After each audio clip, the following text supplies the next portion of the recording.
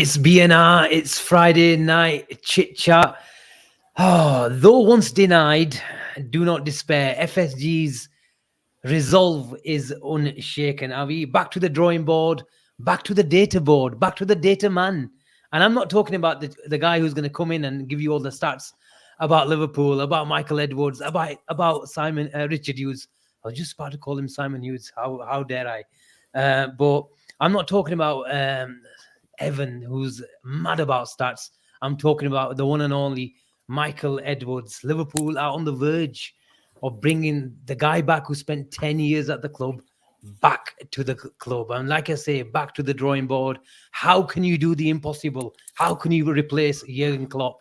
Then you must go back to the drawing board. You must go back to the data man. And how many are there better than the man himself, Michael Edwards?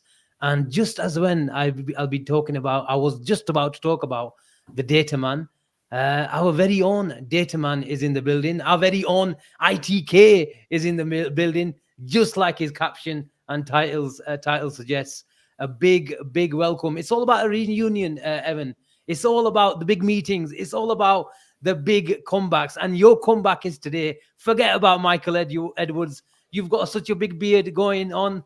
The last time you had one, I don't know. You had a bit of a, I don't know. I don't want to call you a potato, but whatever it was, you've grown a lot of hair on your chin, mate. But Evan, it's a big welcome to you, mate. And it's been a while. It's been a while. I don't know what you just called me, but I took offense to it, even though I didn't understand what you said.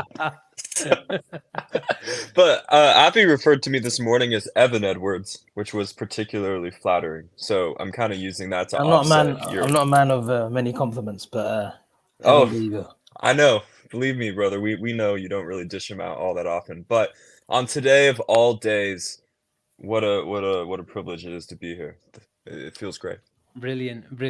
Avi, shall I give you flowers now? Shall I give it halfway through? Or shall I give it at the end? Or shall I give it every 20 minutes to you? You make the call. I can give my flowers now. I mean, they're not really flowers.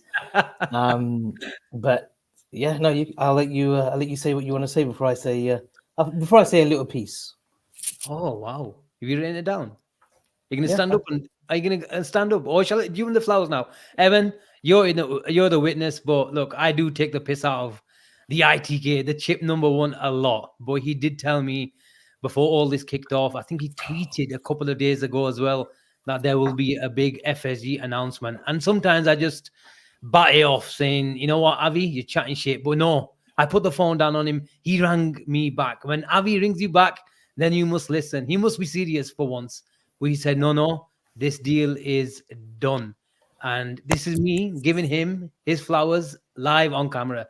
Like I said, I do take the piss out of him a lot. On this occasion, Avi, I must admit, you had some serious info. No, is that enough? Do you want to carry on? I appreciate those words. No. I appreciate those words. And look, as you guys know, I had a terrible summer when it came to the guessing game, ITK game, whatever you want to call it in the summer. I think I went 0-6. Probably the only one really that admits on the Twitter sphere that, I'm a bit of a clown when it comes to that kind of stuff. But listen, when they do pay off, they paid off. And look, I just got with, again, that's all it was, a bit of information that Michael Edwards is definitely coming back. He isn't coming back as the sporting director that he was put in place by FSG back in 2014, 2015.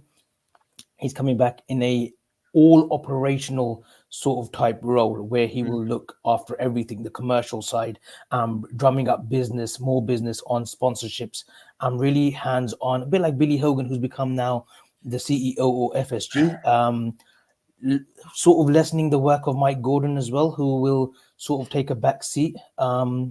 Still involved in the club, but Michael Edwards is the be all and end all right now. And I just got information late last week. It was asking. I said, "Listen, boys, I know you're not going to put the phone down, or you're going to say, oh, here we go." But you and Gene, I said, Michael Edwards is coming back. Richard Hughes is the guy that they want. And listen, they had a relationship at Portsmouth when Richard Hughes was a player under Harry Redknapp, and Michael Edwards was starting off. So they've bonded they've bonded and obviously had a relationship after that, and he's bringing him in from Bournemouth. So I think it's a great acquisition. I think the club is in very safe hands. I've been watching the big accounts on Twitter about any backlash towards FSG since Jurgen's leaving, and some have said it's all down to the owners, all down to the owners. You have to trust the owners.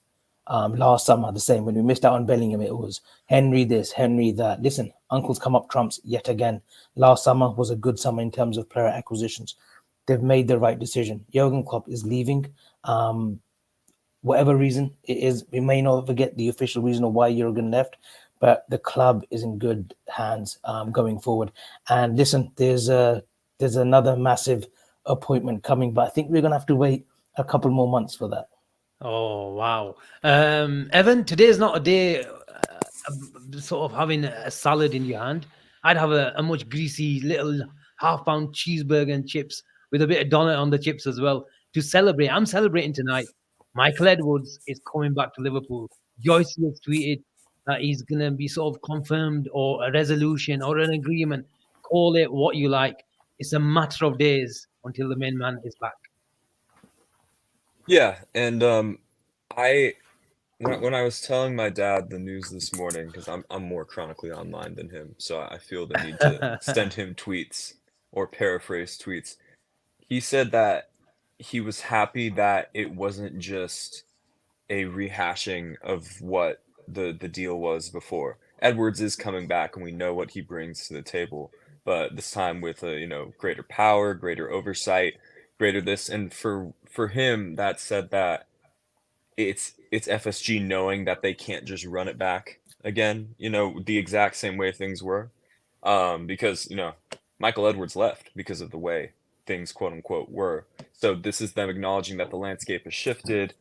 A post Klopp Liverpool requires people in greater positions of power, whereas previously they weren't. So that leads me to believe that there is a structure and there is a plan in place, and FSG believe to a certain extent that they can do it without Klopp.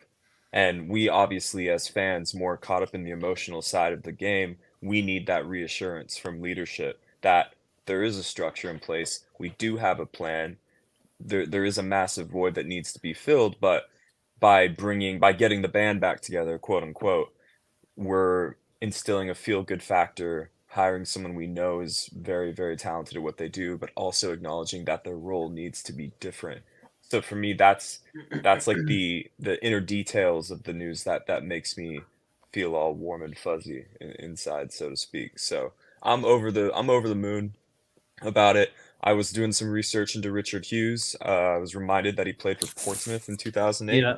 I thought I had heard the news before. Wasn't very good. Wasn't very good, to be honest. Well, I'm pretty. Did that Portsmouth team not win an FA Cup or something? They did. I don't know. They did actually. They did under Harry Redknapp. No, you're right. You're right. But Didn't he play at Bournemouth as well? Before he went to Portsmouth, yeah. Yeah. So, cool story for Richard Hughes to have played for Bournemouth before their rise up the footballing pyramid, so to speak, and now to have led them the last decade through some pretty good player acquisitions as well. They've remained competitive, haven't had too many relegations. So I'm over the moon with the news. And for me, also, what this encourages me to do is to now feel more comfortable talking about the manager position. Because I tweeted just yesterday or the day before, I said, let's just park it. I was like, let's park the manager thing. We don't have the structure in place currently. We don't really know. The club aren't going to say anything to the media. But now that things are moving in this regard, I think it now all becomes perhaps more appropriate to talk about managers, because 10, 20 years ago, perhaps it didn't matter to a potential manager if Liverpool had a sporting director in place or not. But now I think in the modern landscape, it's absolutely huge. I think almost any potential managerial candidate would look to our situation as of 24 hours ago and say, oh, well, they don't have that sort of structure. I don't know. But now that it's looking like we do, I think that the wheels are being greased and things are starting to move. I just want to make one comment. I just want to address one comment that's coming at Wango. Trust the owners. Klopp leaving points to a rift with the owners.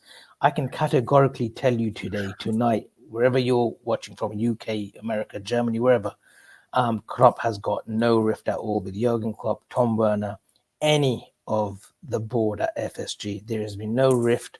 He is leaving on his own accord. Everything's a relaxed situation. Michael Edwards coming in doesn't affect anyone's friendship and whatnot. Whether Edwards and Klopp had a rift 18 months ago when Edwards left and Julian Ward left, I don't know. But there's been no rift with the owners. And yeah, in terms of this, as it's important that Edwards was allowed to bring his own man in Richard Hughes, similar to what he did with Julian Ward, but this people need to we need to differentiate between Michael Edwards, the sporting director, and the new role that he will be getting here at Liverpool. He is going to be the main operational guy here. It's been a job that's been done by Billy Hogan and Mike Gordon in tandem, but he is solely coming to look after the whole project of Liverpool, which will obviously include player acquisition, which will obviously be including Ian Graham to some kind of extent from the Ludonautics company that they have formed as well. So it's a great day for Liverpool, and it was the right decision to bring back someone who knows the club. You can always go into unfamiliar territory with appointments upstairs. We've seen it with United. They've tried to bring in the money man. It's not worked with Woodward and the new with the new commercial director they had brought. Now they've third time lucky they've brought in the Man City guy Barada. So it can take time for the club to be structurally fit, but we've made the correct decision. Avi, here's a fun fact for you. Hughes is represented by the same agency as Xabi Alonso. Areola's agent. Areola, sorry. A bit of a correlation, a bit of a link. No? Listen, Coincidence? I tweeted the Holy Trinity. That third figure, I believe, is Xabi Alonso. I know the shouts for Ruben Amorim, and they're all valid. Good manager, young manager. But look, I think that it's sort of, I hate using that term set in stone, but it's the next trajectory step for Xabi Alonso to be a Liverpool manager. And listen, I think you would relish working under the likes of Michael Edwards. Both young, both will have fresh ideas.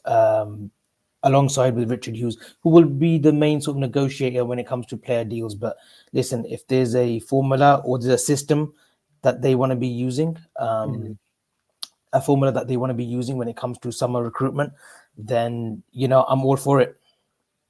Yeah, 100%. Evan, you touched on the importance of providing a structure to whichever manager comes in, after Klopp leaves. But how important or significant is it? Because this is literally going back to the drawing board, going back to what FSG were initially built upon. 10 years at the club, Edwards spent, and he was an integral part of making this Liverpool great again, not just off the pitch, on the pitch as well, with some crazy monumental deals. Just to mention one, Mo Salah. And how many more deals do you want me to mention after Mo Salah? I don't really need to. That's enough for me. But is it more important now? And is it a proof that Liverpool have just gone back to the drawing board? Because the summer was all about facilitating Jurgen Klopp with Schumacher's sort of appointment. But now this is about getting enough support as much as support as possible for the new man coming in. Well, yeah, I think what FSG are very aware of overtly is some sort of massive power vacuum occurring in Jurgen Klopp's departure. We've seen it happen in the last decade with Sir Alex and Wenger, who were sort of victim to their own brilliance. I mean, those guys had tons of sway over recruitment and tactics and all those things. And then as soon as they leave, you see that the ownership have not correctly anticipated just how big of a void that is to fill.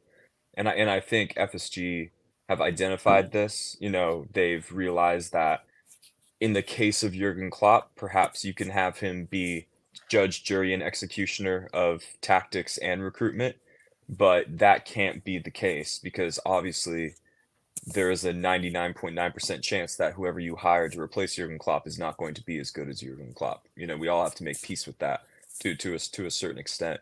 So I think this is good that they've now realized that if you're going to get Edwards back, not only does he need a bigger role, but he needs the right guy working underneath him in that sporting director or technical director position, whatever you want to call it.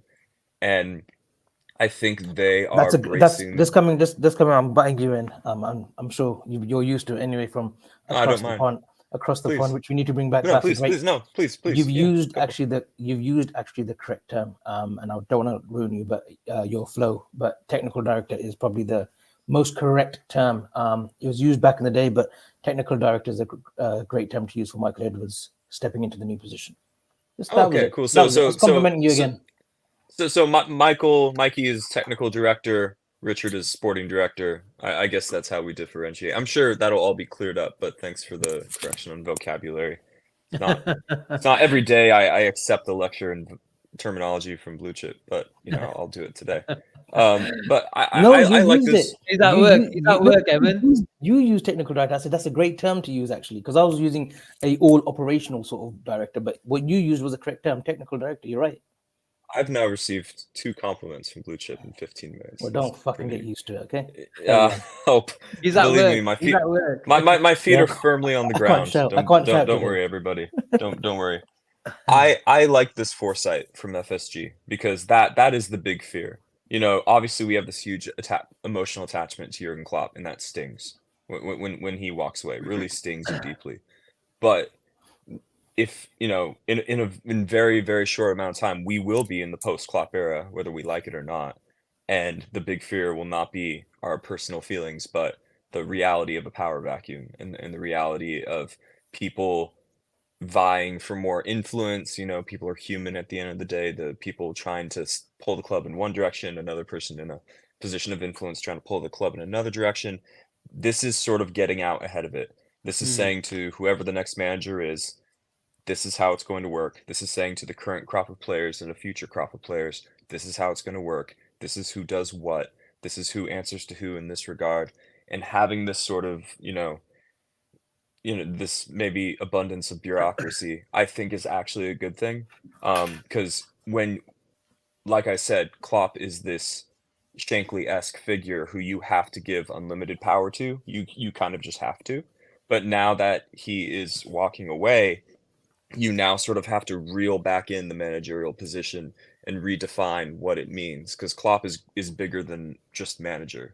FSG are aware of that. So an expansion of Edwards' role, Edwards having all of the influence in the world to bring in his own guy, this sends the right message not only to the fan base, but a Alonso, and Amorim, a Nagelsmann, whoever you want to throw out there. Well, Evan, you mentioned a few terms: walking away, power struggle, power vacuum. Those are the same sort of words or statements or phrases, I should say, that were used when we were talking about Edwards leaving in 2022. Does this prove that Edwards felt that he couldn't literally do his job? He was all about data. There were, sort of deals coming to the table where, Klopp was going. There was talk about him sort of inclining towards the recommendations of lenders and his sort of staff that accompany him on the bench on a weekly basis.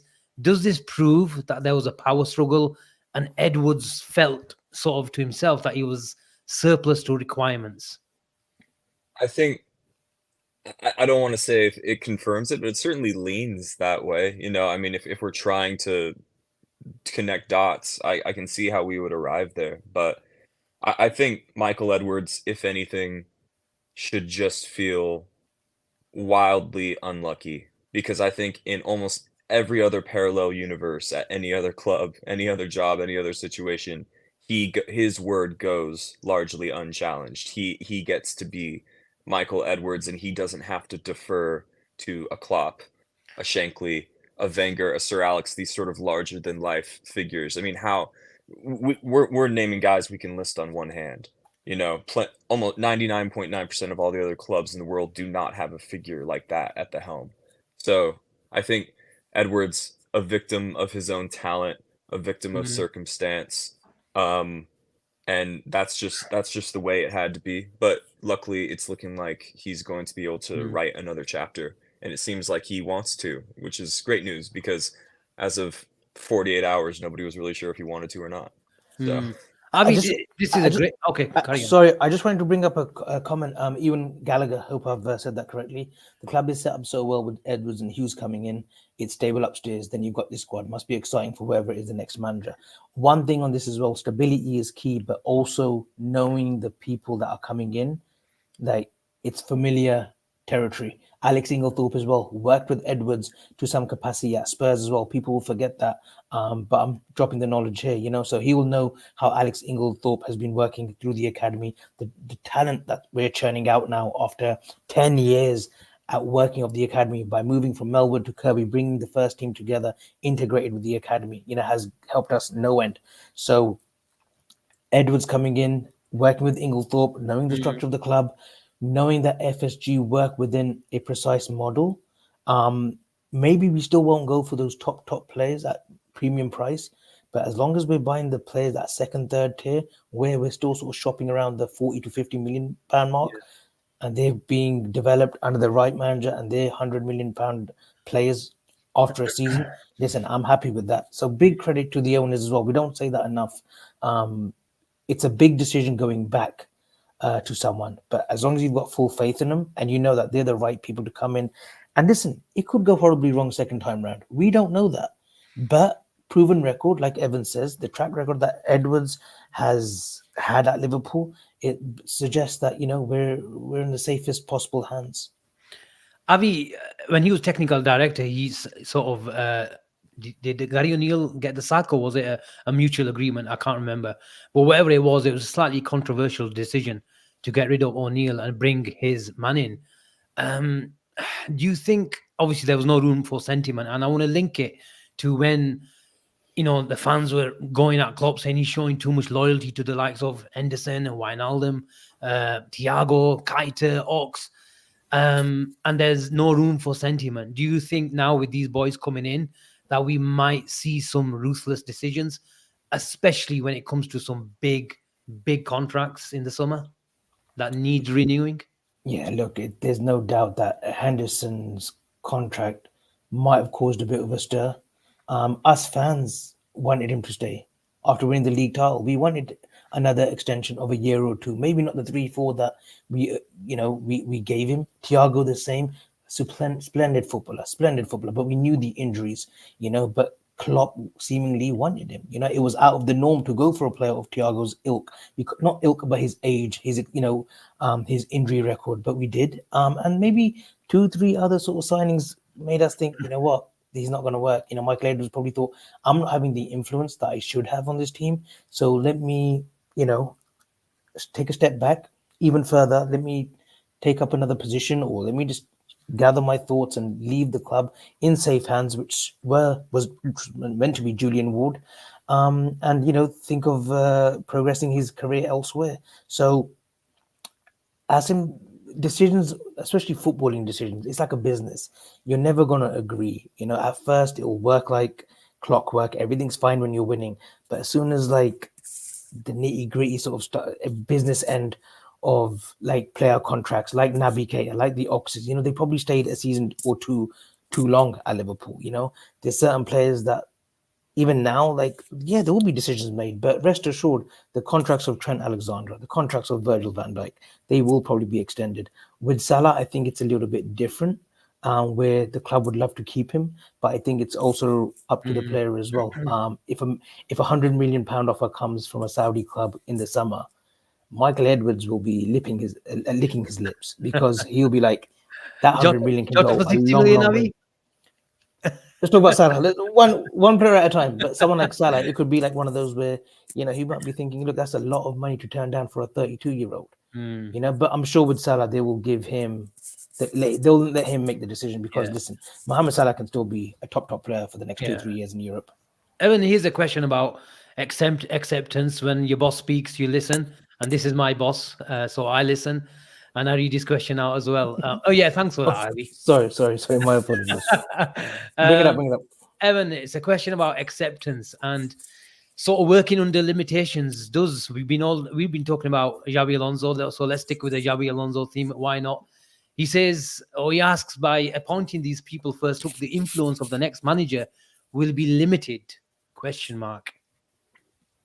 Almost certainly. I think that's exactly what that means. We're coming from a landscape where there was almost no limits to Jurgen Klopp's power. We were expecting Klopp to defer to people when he needed to, and I still think for the most part he did that. Um, and the offering Edwards a promotion, greater powers, greater influence, offering him things that previously had to go through Jurgen Klopp to get approved. Obviously, yes, we're preparing for a reduction in the manager's responsibilities. That's not to say we dislike what Alonso brings to the table, or we don't think he can become a Shankly-esque figure, a Klopp-esque figure. That's not what that means. It's just us acknowledging the scale of the change that's about to happen.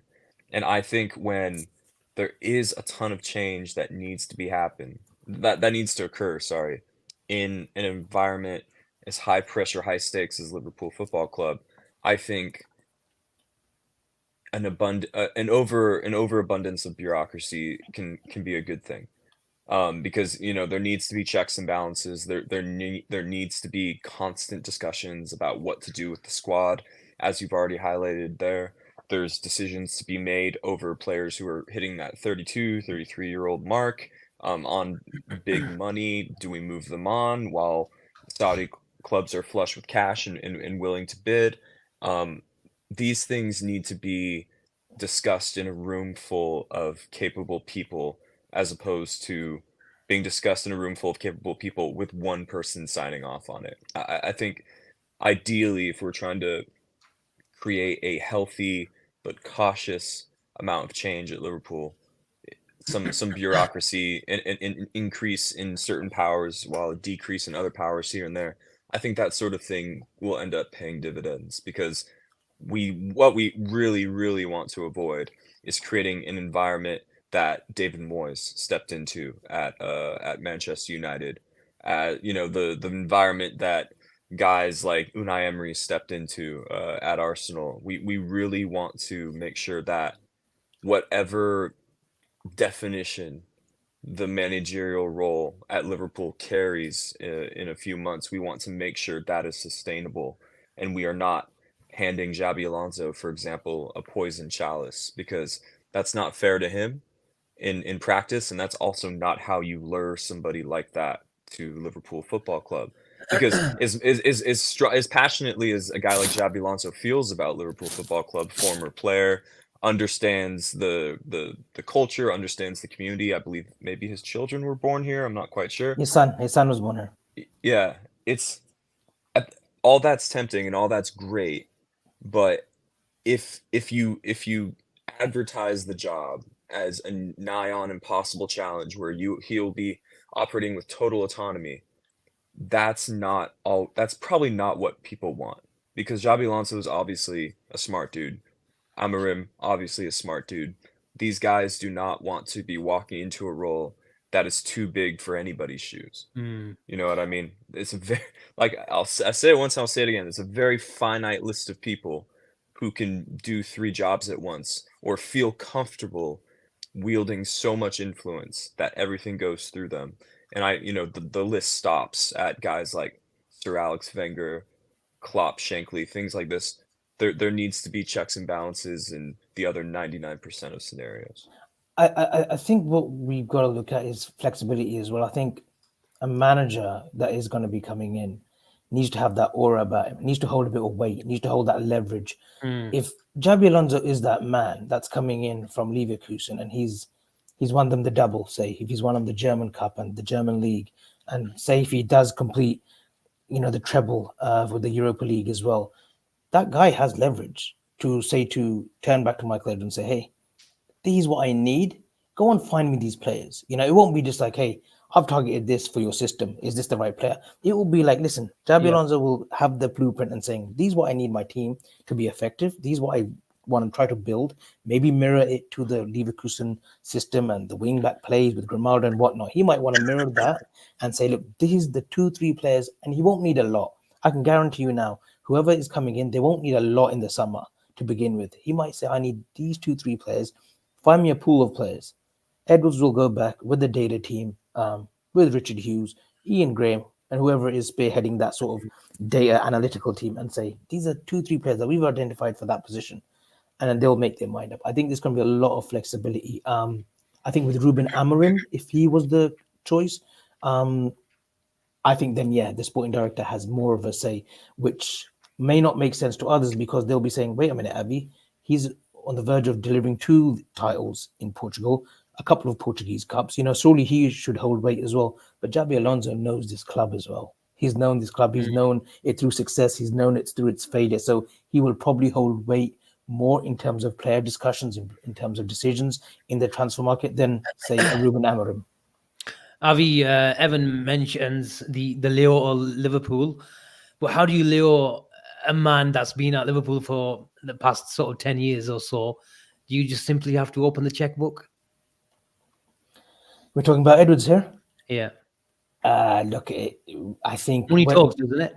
What day was it? Sunday. I said it would take a monumental offer, something that could dissuade him from the Ludonatics model, the business that they're trying to create there, for him to come back into Liverpool. It was never going to be just a sporting director role. It was going to be a technical director role, like young man said, to lure him. I don't think it's too much about money, Asim. I think Michael Edwards believes that he just wants control because he wants to build a dynasty. I think for him as well, he might not be the manager. He will never become a football manager, but he wants to build a dynasty where this could be spoken about in universities for years on end. But Avi, sorry to interject. The same case that many Liverpool fans were wary of Jurgen Klopp having too much control. Isn't there a danger of the technical director running things too much? Where too much control is in his hands. He's got his people below him, just like Hughes will be. If Jurgen Klopp is going to be accused of too much power, so can the technical director, right? It's the vision and the blueprint that he's sold to FSG. Like Brendan Rodgers, we were looking at Roberto Martinez, Carlo Ancelotti, Brendan Rodgers, and a couple of other managers before we went ahead with Brendan Rodgers. Why did we go with Brendan Rodgers? We went with him because he had apparently this dossier of how he's built this Swansea team, how he wants his future team to play. Swansea were very pleasing to the eye, and they gave him the job. And I'm pretty sure it's the same. Michael Edwards would have done a thesis on why he wants a fully operational control or a handle of this football club. And maybe he wants it for the bigger picture. He wants probably universities to build a thesis or a dissertation. Evan will know better. Maybe a module on how he's built this football team. And we've seen it before. Great sporting businesses, universities, especially in America, speak about them. They speak about the Chicago Bulls during the 90s. They speak about other successful teams like the New York Yankees model. Evan will know far more than me, but there's certain sort of institutions that you just talk about, Evan, thoughts? Well, in the same way that Billy Bean in Moneyball is a constant reference, and it's not like that happened 50 years ago. That happened 20 years ago. It really wasn't that long ago. And that has already made such a big splash, not just in the world of Liverpool, but in the world of data as well. You see the popularity of all these books about data in football coming out. Rory Smith, journalist, he wrote an incredible book on that. Josh Williams wrote a book recently on data in football. That this is just further acknowledgement of what we already know to be true. And FSG, maybe I don't know if you would call them the pioneers of it, but they were certainly some of the most influential people to first take notice of what guys like Billy Bean and Peter Brandt were doing in baseball, and they were able to apply it to the world of football, and they deserve a ton of credit for that. So I think Michael Edwards has already cemented his name into the Hall of Fame of data in sports in that regard, because he did it on such a big stage for Liverpool, and now he gets a chance to write another chapter. And that is, I think that alone is enough to get him back into the job. I think also what this proves, just all the news that's occurred today, is on the outside, we construct some pretty interesting false realities in our heads about how things have come. Edwards hates FSG and hates Klopp and will, never comes back. The bridge is burned. Well, obviously not. Clearly, all it took was just some civilized conversations with people in the same room, and lo and behold, it looks like he's coming back. So, I think it's a cautionary tale as we on the outside try to piece little tidbits together. Perhaps things are never quite as horrible as we think they are, or quite as great as we think they are either. Yeah, it's been an interesting day in the news, but I think Edwards coming back is a sign, is the positive news that we needed, because it's been a tough job for Liverpool fans. We're trying to live in the here and now because we have this quadruple charge, Yeah. while also trying to live a few months, a few years in the future, because we're losing this generation's Shankly, this generation's Paisley, so we're living this weird dichotomy. But I think this satisfies some of the long-term stresses people might have had about Liverpool's future. And just Avi, on and just okay, on carry the on. just on the Moneyball and Oakland A's as well.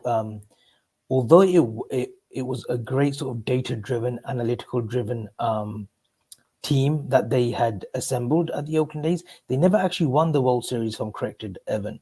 Whereas Liverpool have gone a few better. They've gone and won the European Cup. They've gone and won the league title. They've gone and won a domestic double. They've gone and almost done a unprecedented quadruple. They're on the verge of making history this season as well. So, I'm sure if they're speaking about Moneyball, and we're talking about 10, 15 years ago, maybe, when Moneyball came out with Brad Pitt, they'll be definitely talking about this particular sort of Liverpool model, and the thesis behind it and the philosophy and how it all came about, in the next sort of 15, 20 years too. I think, even though I acknowledge that FSG did not invent Moneyball, what they deserve credit for is seeing what many people might have assumed at the time was a brilliant underdog tactic. Not applicable to the Yankees or the Red Sox, but certainly applicable to the Oakland Athletics, who have, for my entire life, seemingly just been in financially tough places. FSG deserved credit for seeing what people thought was an underdog tactic and saying, no, you can apply heavily data-driven approaches to the Yankees, to the Red Sox, to Liverpool. It can work if you have the right people running the show. It can work the same way it works a treat at Brighton. It can work a treat at Liverpool too, and they deserve props for identifying what was special about it and not being turned off by the fact that it was something that poorer teams did. You know what I mean? And as just a quick one, it was actually Damien Comolli's first transfer window in the summer under Kane Dalglish, where this Moneyball term was coming in. Charlie Adam, because of the set pieces and because of his passing range. That wasn't Kamali. That was Alex Ferguson saying his corners are 10 million in value. Stuart Downing was a data analytical signing. Andy Carroll, Jose Enrique, Craig Bellamy, Pace. I don't know what the Jose Enrique one was, but that was the first official where we start hearing these murmurs and whisperings of these words like Moneyball and data-driven players. And look, it showed that it didn't work back then. It takes time and patience. It takes time. Fadi says, Asim Avi, what's happening, lads? Hit the like button, peeps. Best Red podcast on here. Thank you very much. We try our best. We try our best, man. Kind words, Fadi. Talking about Moneyball signings, talk about marquee signings. This click of a button, you tell me where this sort of falls into. Evan, Avi, is it a Moneyball? Is it a marquee? He's a bloody expensive signing. That's what he is.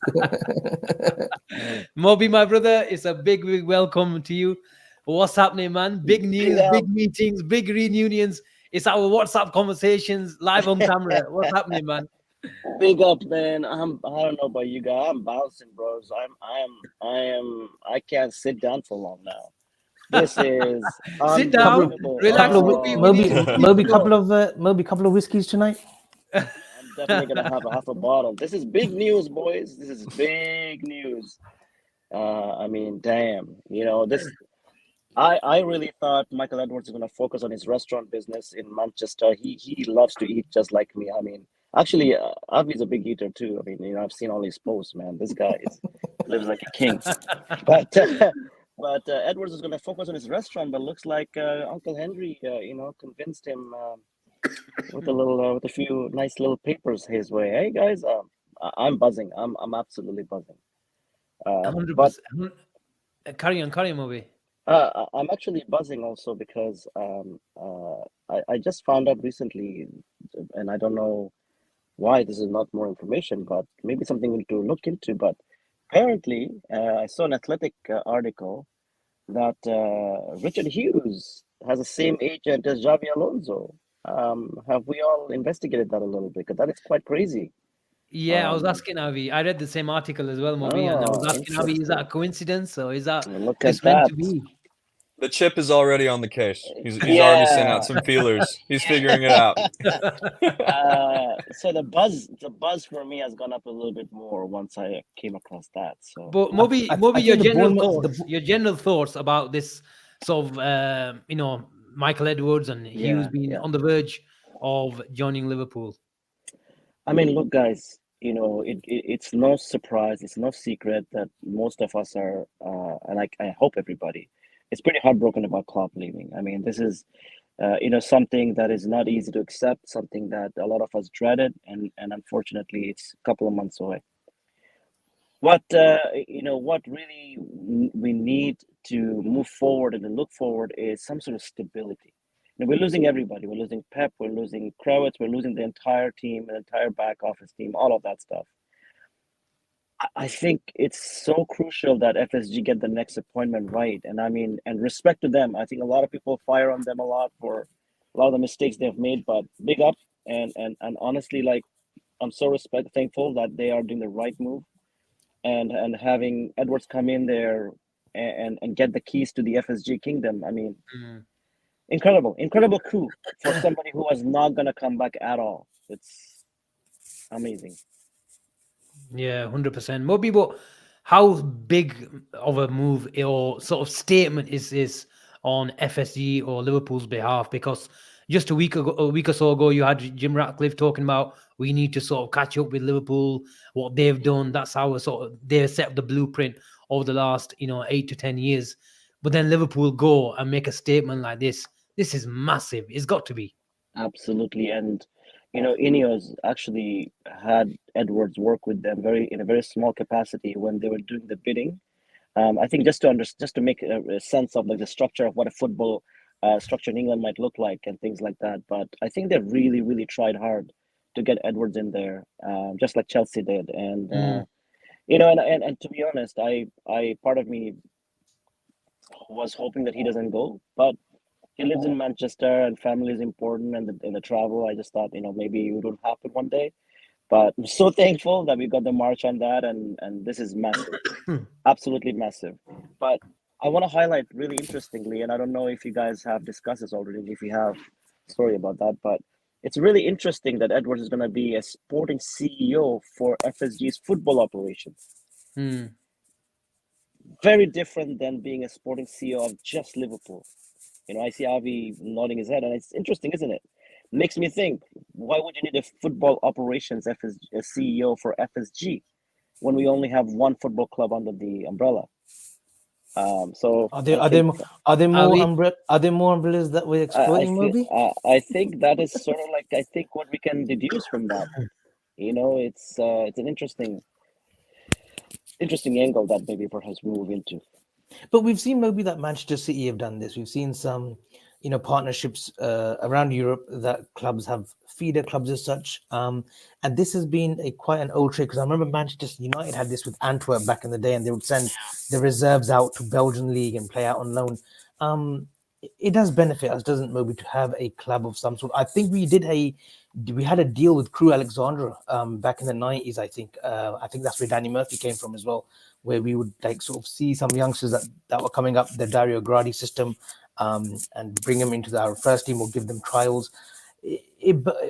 What is the sort of advantage of that, Mo? Because you'll probably know better of why we do have feeder clubs. If you can elaborate, that would be great. Yeah, I think we also had a partnership with Genk during the Komoli years, if I'm not mistaken. The feeder club is actually, unfortunately, if it didn't exist, I wouldn't be a big fan of it, because it takes a small club and really ruins the atmosphere there and the way it's run. and unfortunately, fans of those clubs become a feeder club for bigger clubs. But in a pure world, I would love a world where that didn't exist. But unfortunately, it's too late to stop it. And in the Premier League, there's about 13 or 14 clubs that have some sort of partnership or a club in their family of ownership. So it's the future, it's the way of the future, and the reason why it's so lucrative is, unfortunately, in this case, clubs like Chelsea go to South America and sign young players like Kendry Paez at age 15, sign Fofana and all these players, and they're able to loan them up. The Angelos, the Andre Santos that they have, the young kids, high potential young kids, able to loan them up into their own system. The benefit is that you learn to play within the same sort of football philosophy, which they don't have right now, but a club like Liverpool probably will have that same philosophy in most Moby, clubs. did you, sorry to interrupt, did you say Chelsea had that with Vitesse Arnhem as well, right? There was a partnership where they sent, Mason Mount spent a few years there as well. Van And Ginkel, Solanke, yeah, I think, had a stint there as well, yeah. yeah, and I think that came about because of the Belgian the Belgian person that found Hazard and all that. He had a relationship with that club, so they kind of milked that relationship. But yeah, Chelsea had that, but now Chelsea is able to send all their players to Strasbourg in League One, which they own. So hugely beneficial if you want to get young players and give them time to play in a proper league as opposed to a Premier League 2 or Premier League 3. Yeah, 100%. I think we nearly spent about 50 minutes also discussing this massive story, and I think we'll spend another 50 minutes, about 50 times over the next 3-4 months. Evan wanted it to be sort of parked up for the next 2-3 months. But that's just not going to happen, is it? Realistically speaking. Asma, I have got a question for Moby. And by the way, my man is Asim. I know you've been hosting because I'm in the office today. I just want to say thank you again for the second week in a row for covering my backside. You're an absolute asset to this channel, an asset. So thank you. So is that my title? Technical director, CEO. I'm just an asset, Evan. Just an asset. I've been around here long enough to remember when Avi used to refer to himself as creative director of the channel, whatever the hell that means. All I remember is that I didn't vote for that. I did not cast my vote in that direction, but Evan, not a democracy, clearly. It's thematic. Every week it changes. A couple of weeks ago, it was academy director. But I do have a question for Moby. Moby, Yes. Michael Edwards, I'm sick and tired of keep saying the data-driven man, but and I'm just putting it out there, would Ruben Amorim be the better fit for a Michael Edwards than a Jabi Alonso, who has been working with Simon Rolfs as a sporting director at Leverkusen, who does make the majority of decisions, but is Amorim the better fit for Michael Edwards for the Liverpool job?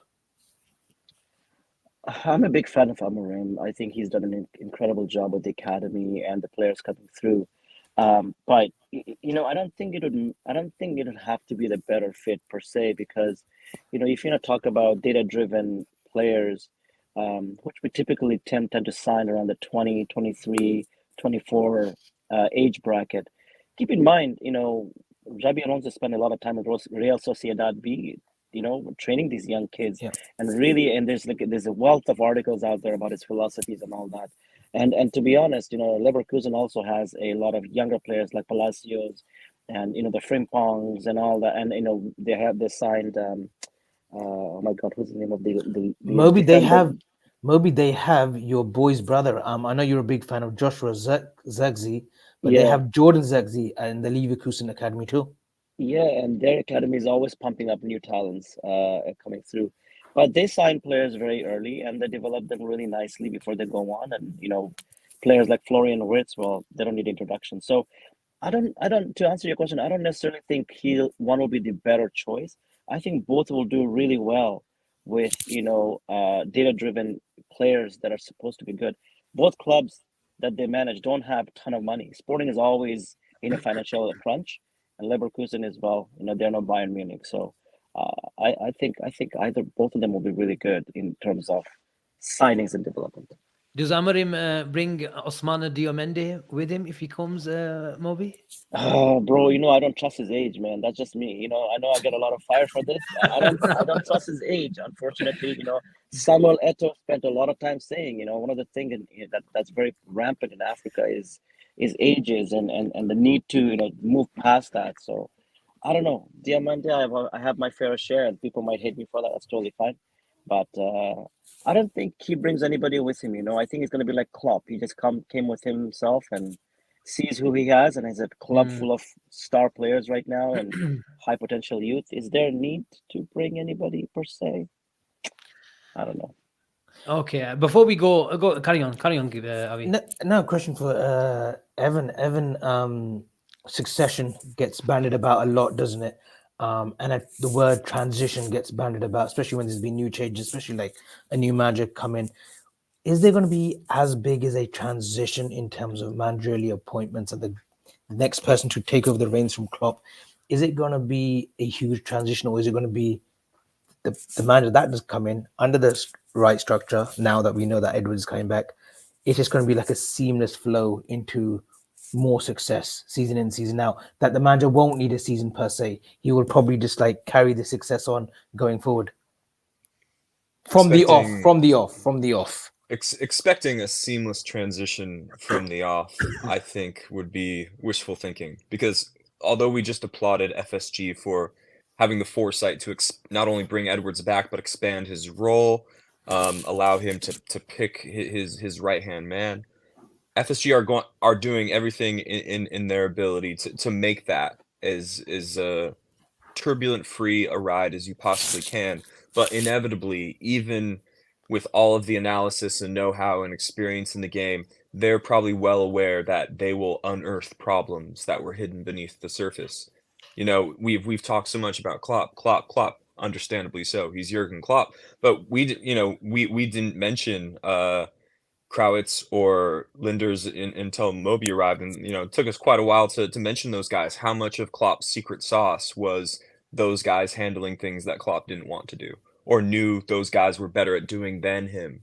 So I think the idea is to make it from the off as seamless as possible, like you've said, but create an environment in which the hidden problems that are sure to arise do not become mountains out of molehills, to use the American expression. You want to create an environment where problems that arise do not shake the boat too much. You know what I mean? We want to be able to roll with the punches, because it's not like the Klopp era was this turbulent free joyride where everything worked flawlessly all the time and there was never any setbacks behind the scenes or anything like that. We're obviously well aware of the setbacks that occurred.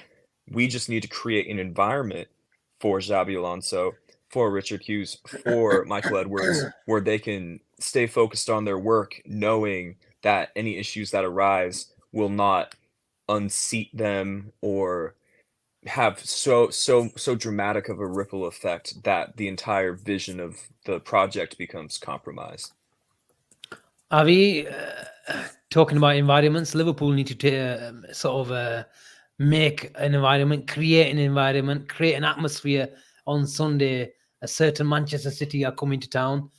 I've just messaged you. I've just messaged you privately about that, saying that we should do a match preview tomorrow for 30-40 minutes, because I'm running out of time, and the Joshua fight and Ngannou fight's happening in the office. And you're putting capitals as well. Does that mean something? Like we have to do one tomorrow? Yeah, because I want to watch the Joshua and Ngannou. If someone in the comments can just let me know what time. When's the I fight? just want to know.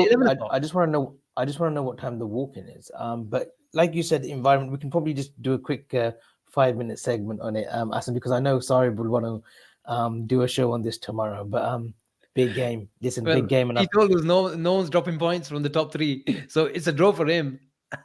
Huh?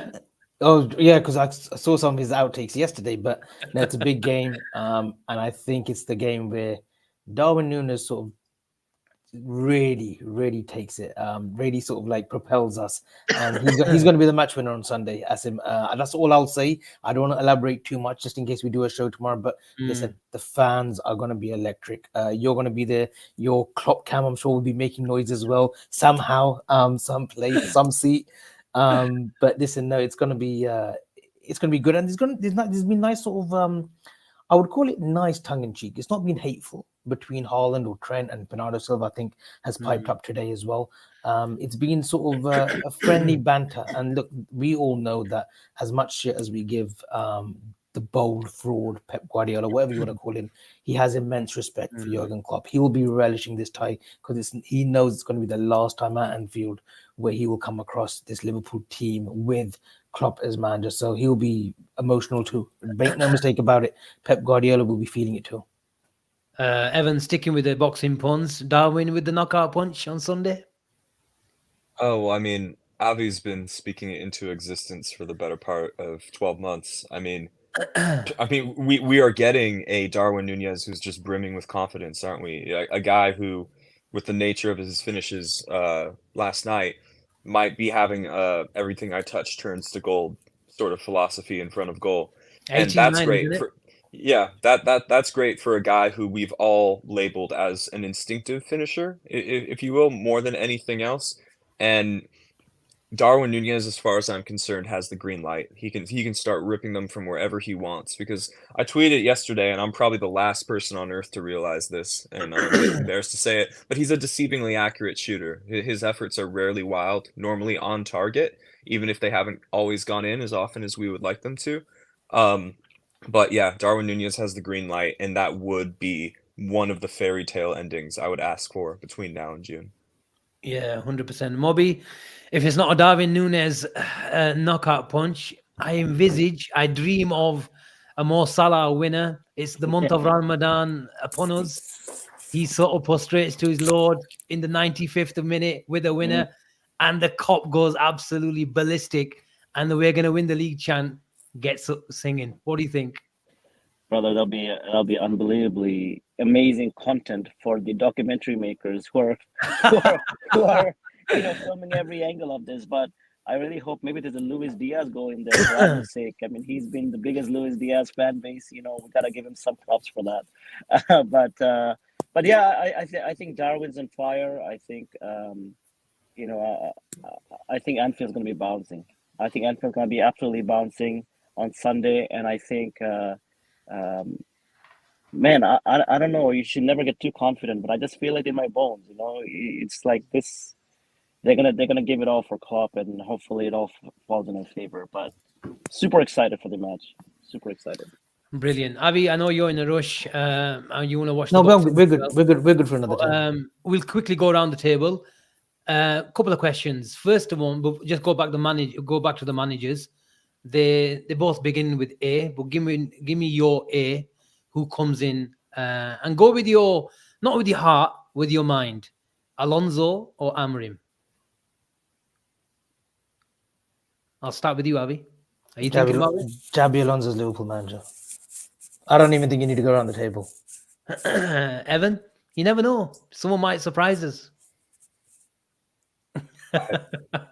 I can see Evan saying Amorim. I could see. No, actually, Evan, if I was saying Amorim, it would be purely just to be contrarian to Avi, because it's one of my favorite activities. But Xabi Alonso to Liverpool feels like one of the more poorly kept secrets in recent years in football. It just seems so nailed on.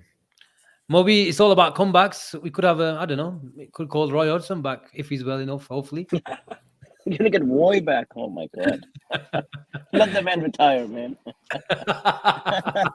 Just like Jurgen Klopp asked him on the touchline, "What the fuck are you doing here?" Mobi, give me your name. Give me your name. For coach. Yeah, for coach in the summer. But between the two, Amorim, Alonso.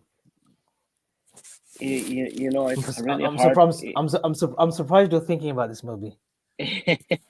It's really hard to go with anything with your heart other than Xabi. Just for the sake that we just need somebody who is one of us. Like I said, the drop from Klopp, Xabi is the only one who has the band-aid. So Xabi Alonso. Evan, another question for you for Sunday. Asim, what about you? Asim, sorry, you deserve an answer. I agree with Mobi. You have to go with the heart, even if I just asked you a question to go with your mind. You have to go with your heart. I'm sorry. So you agree with Mobi who said Alonso, but you don't agree with me and Evan who said Alonso too. You could have just said I agree with all three of you. Yeah, but I like the term that Mobi used. You have to go with your heart. The chip is trying to make me trip over. But Evan, another question for you on Sunday: Robertson or Gomez? This is actually a really good question, and I don't mind it because we've thrown Gomez into the fire of playing fullback against City multiple times over the years, I believe. I remember 17-18, a famous win at Anfield. He played fullback. Trent didn't play that day. Sensational last season, man of the match last season at Anfield, by the way, in that 1-0 victory. Yeah, He was yeah. sensational. I know that he was centre back, but he was absolutely sensational.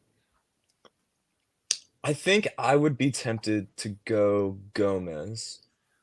And that's not an indictment of Andrew Robertson. That's never something I want to do, obviously. But I would be tempted to go Gomez because I feel a little more comfortable leaving Diaz isolated, even though at times I feel in Robbo's absence, we've left him isolated too often. But given that Man City probably aren't going to, put 11 men behind the ball against us, I don't think we'll miss Robertson's penetrative threat as much as we would against a team that's likely to play a low block against us. So I think just for the security and to respect Gomez's form and durability and all of those things, I think Gomez just about gets in ahead of Robertson for me, but we're talking a hair's width here. I would not be upset with either selection. Mobi? Mobi doesn't want to answer the question. I'll stick with Evan. I get what you're saying, Evan. Gomez gives you stability. If you're gonna, I think Liverpool's dynamic has changed. You heard Linda's talk about it a couple of weeks ago in the presser, where if Trent is out, just let me add Mobi back. If Trent is out, our sort of focal point of the attack has sort of, has Bradley high and wide. And if you're going to have him high and wide, you have to have some stability, someone sort of giving him a bit of protection on the other side. Joe Gomez has played a 6 role. He can come inside inverting. But you also sort of allows Luis Diaz to be that sort of wide winger. And recently, when he's receiving the ball from wider and deeper positions, we see that Lucho that we sort of, we're sort of accustomed to seeing when he first came, sort of, what's that Micah Richards phrase where he burst onto the scene, if you like. Yeah, to be honest, I think I would go with Bradley just to touch upon the early part of your question. I'm not afraid to have Bradley pushing high up, becoming the fourth attacker when needed. Even though Gomez is on the opposite side of the pitch, literally playing the opposite side of fullback, I think it's as simple as you can let Bradley bomb forward, and then it almost becomes a back three. Kanate scoots over maybe another 10 yards. Virgil scoots over another 10 yards. Gomez does the same if he doesn't feel he needs to help Diaz in any way. So I do think by playing Gomez at left back, you do cover for Bradley at right back in sort of a domino effect sort of way. I think it can work out, and I think it's a huge compliment to both Gomez and Bradley that we would trust them at fullback in such a big game, because I don't think any of us can honestly sit here and say that in August we would have felt the same way. Mobi, sticking with that sort of 3 at the back dynamic, because there's some big decisions, because there might be a late fitness test for Ibu come Sunday. If Ibu, and then we hope this is, just sort of turns out wrong, if Ibu doesn't pass that late fitness test, who would you choose to be Verge's partner on Sunday? Bearing in mind what Evan was talking about, when Bradley is high and wide, that third right centre back effectively becomes a right back. So is Jurgen Kwanzaa in that position or Joe Gomez? I think Gomez definitely has the experience to play in this big game, and I think he's extremely fast. We all know that as well. I would go with Gomez, honestly, just because of that experience portion. Playing Man City can sometimes be intimidating for some players, perhaps. But at the same time, the kids are all right. Our kids have been brilliant this summer. They're fearless, and Kwanzaa has been absolutely phenomenal for the road. The season that he has really just been thrown in, and he has been amazing. So I don't actually have concerns either way, but I would personally go with Gomez just for the experience there. I think experience is what gonna make us win this game, because I think it'll be a very defensive affair. Nobody would want to make mistakes. A low-scoring game, so I think defense is definitely gonna be where the battle happens. Avi, you can't go against your boy Jarrell. No, Joe Gomez starts against City. Ooh, going with the head. Joe Gomez for me. I'll go back to it prior to his injury, he was up there with Verge when it came to centre backs. That 1920 season, he was sensational, man. People got to really go back to watch those games. He was absolutely brilliant alongside Virgil. And last season, he put in a brilliant performance, 10 out of 10. Gary Neville said it as well. He was man of the match last season at Anfield. And obviously, he made mistakes. Recovery again for him because of the injury that he had. The Real Madrid games we still remember from last season. But this season, he's operated right back, centre back, left back in the 6. I think he needs to go back to his natural position tomorrow on Sunday if Konate isn't fit. And that's at centre back. I think it's really, really important that Robbo starts as well on Sunday. A player that's seen it, done it, who's been there in these big games, who always does rise to the occasion.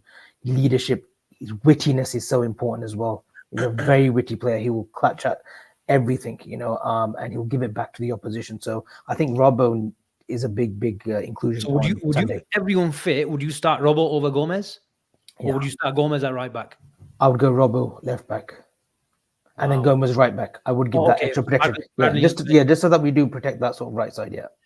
But does the dynamic change, Avi? Then we were talking about Bradley high and wide. Then Joe Gomez would be like a more traditional sort of sitting, if you like, and then the outlet is Robbo. Then sort of does that inhibit Luis Diaz on the inside? No, I think it's important that Diaz has come into form. I think it will help him even further if Robbo does go on the outside. We know Diaz does like cutting in more often than not. He does like coming in, and that's where he's been. That's where all the carries that he's been with the ball, all he's carrying has been. The starting position, isn't it? It's the starting position. No, and I totally get that, Asim. But I think for this game against City, I think he's better operating with Robbo as an overlap. People are saying Foden. I think Fadi is saying Foden against Gomez. Listen, Foden's in the form of his life. Fantastic footballer. But I just think Robbo should start this one. I think we just need his experience. I think his birthday as well on Sunday too. Okay. I think he's 30. Maybe that's a good omen. I'll go around. And I think it's helped. I think it's helped as well, as in that Diaz is back in form. I think that's what's helped as well a lot.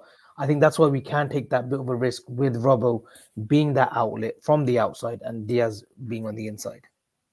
100%. And we know he tracks back as well. You're a man in the know. Prediction time. Give me your prediction before we go.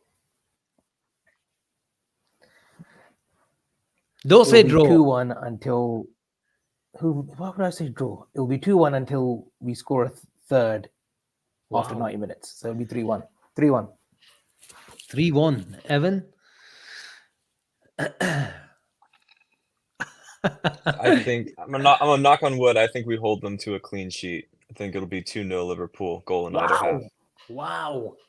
A clean sheet. Mobi? Darwin brace, by the way. Darwin brace. I think it's going to be 2-0 as well.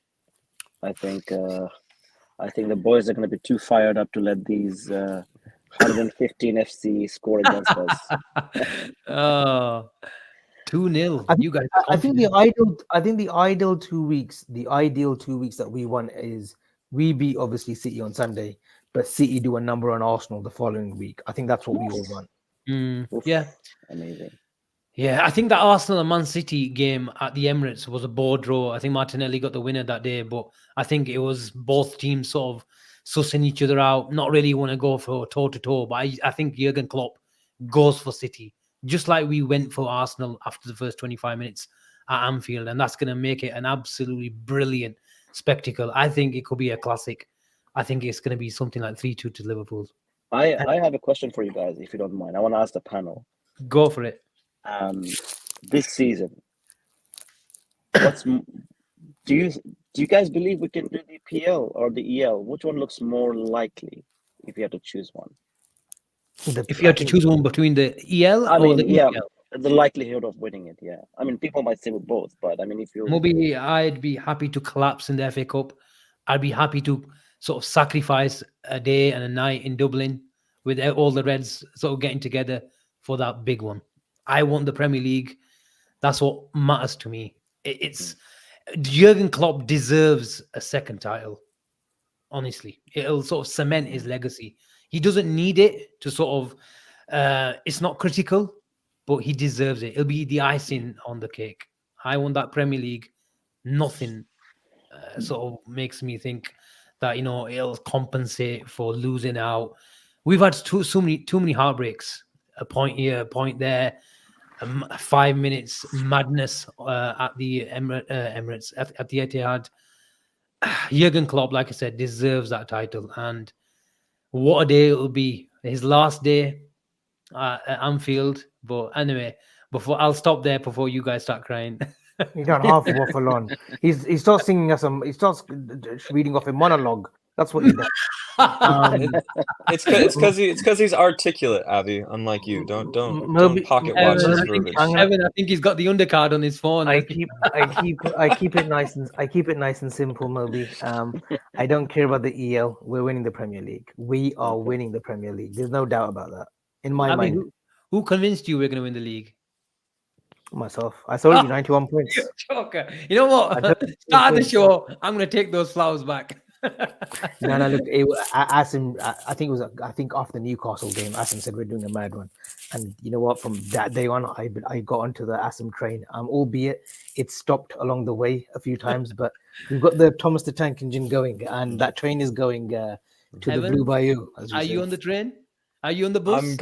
I'm gonna slightly exaggerate to make a point as to how stressed I am for Sunday's game. I would crash out of the Europa League and the FA Cup tomorrow if it meant Darwin Núñez got a brace against Man City. I like that. Like the things I would do just to guarantee 3 points tomorrow probably far exceed bombing out of the FA Cup of the Europa League. I mean, I am actually that stressed about this game. I'm starting to feel a bit lightheaded. You know what I mean? My vision's swimming a little bit. My stomach is rumbling. I don't like playing Man City, and I don't think I'll be able to stomach any breakfast on the day of. No, I absolutely, Evan, I hate it. But I tell you, one fixture where you think, you know what? Even at Anfield, you have to on the best of days, you probably have to share the possession. On a bad day, they get 60, 70, 75%. Obviously, maybe I'm slightly exaggerating, but I can remember even that 3-0 at Anfield on the European night. That was absolutely that second half. I think Sane got a goal, which was ruled out for offside. But the amount of ball that they had, like you said, it's just awful viewing. But I think we do them. I think we do them as long as we play the game on our terms. I've never been afraid of playing Man City at home. I think Klopp's got an impeccable record against Pep anyway. You know, I think he's ahead in terms of head-to-head, but at home, I think I go back to that season, that 2021 season where they battered us at home when we had all those injuries. But apart from that, I think we've been flawless against them. You know, I think we've got the victory of this once we the Fabinho goal, you know, in the 1920 season, last season the 1-0. I think a couple of draws in there, but the European tie at Anfield, I think we've got a good record. It's a game that I always think will get the better of Man City. Before we end the show, I have a bit of an apology to make. Are we apologizing? Wow. It's a bit of an emotional one, but it's like while I've got him here, because I do want him on the regular Fridays, but I do want to say huge apologies to Harvey Elliott or Evan Elliott, whatever he wants to call himself. He's everyone knows. I think last season I was like unsure about Harvey Elliott. This season as well, I've been worried at times, but he's been absolutely brilliant. Yesterday, I think he got a hat-trick of assists. Second half, before when he comes on second half, he changes the game. But in last recent weeks, he's been brilliant. The minutes that he's covered, the grass that he's covered in the last 3-4 weeks, he's been a vital cog in that first 11, not the squad, but first 11. So I do want to apologize to Evan, but I'll let Evan give us a quick sort of summary of Elliott's season, and especially his recent sort of form. We've lent heavily on Harvey Elliott this season, both as a impact sub and as a guy we're expecting to play a mammoth amount of minutes in the last few weeks. I bet you feel great now, Abby. It's probably a huge weight off your shoulders, and I know it was eating you alive. You know, you're a man of good conscience. So you know, big man coming up here and Jeez. apologizing to my face. Because there's been times I've wanted to bite your head off over it, but we don't need to get into it. But Evan's going all out. hey, you know, he's offering me this window, Evan's Mobi. doing I a have to take Tyson my on him. chance.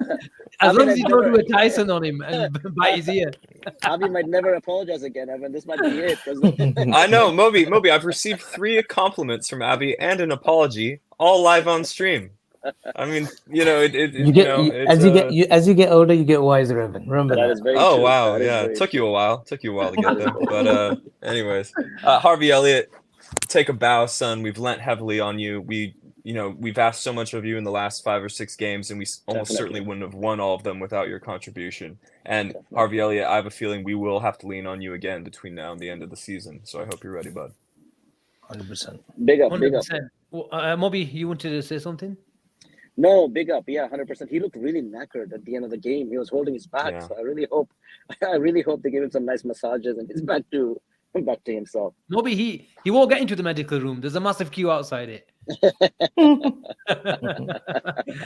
But boys, thank you very much. The whole theme, the whole story was about reunions, big meetings, big partner summits, and all that sort of stuff.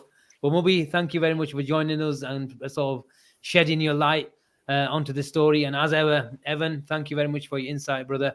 And we shall see you very, very soon. We'll stick around. There's more stories and a small matter of a title decider on Sunday. We'll stick with the themes of Anthony Joshua and Ngannou, is it? But Klopp leaving, people thought we're on the ropes. But what a counter punch today was. Have a good night, and we'll see you soon. Take care. Right. Bye-bye. Right, Thanks, Rebecca. guys. Good night.